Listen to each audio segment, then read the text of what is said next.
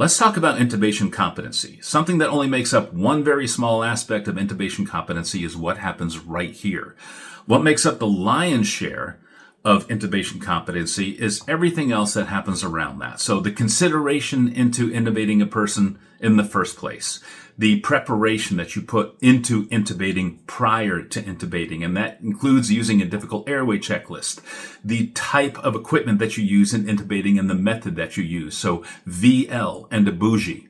Preventing a patient from crashing during an intubation, resuscitating a patient prior to intubating, making sure your patient doesn't crash after intubating, having the correct vent settings for your patient that you've intubated, making sure that you've used proper pain control and sedation. All of that is woven together to establish intubation competency. I've mentioned this before, and I had someone respond to this saying, well, I've always just used DL and no bougie, and I've always had success.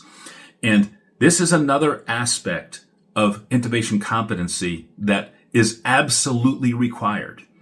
And that is outsmarting yourself so that you set up yourself for success when you don't intend to fail.